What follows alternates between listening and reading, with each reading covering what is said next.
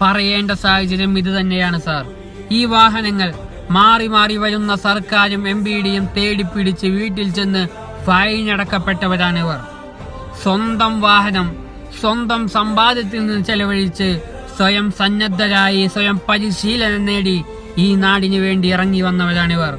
തലക്ക് മീതെ വെള്ളം വന്ന് പ്രാണവായു നഷ്ടപ്പെട്ടു എന്ന് സ്വയം വിശ്വസിച്ച, മരണത്തെ മുഖാമുഖം കണ്ട മനുഷ്യന്മാരെ ജീവിതത്തിലേക്ക് തിരിച്ചു കൊണ്ടുവരാൻ, കൈപിടിച്ചുയർത്താൻ ഇവർക്ക് കഴിഞ്ഞിട്ടുണ്ടെങ്കിൽ, ഇവരുടെ വാഹനങ്ങൾക്ക് കഴിഞ്ഞിട്ടുണ്ടെങ്കിൽ, ഈ വാഹനങ്ങൾ ഈ നാടിന് ആവശ്യമാണ്, അത്യാവശ്യമാണ്.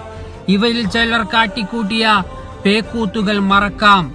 ഇതിലും വലിയ രാജ്യദ്രോഹം ചെയ്തവർ ഈ നാട്ടിൽ കാജാ ബീഡി വലിച്ച് സുഖമായി ജീവിക്കുന്നുണ്ട്.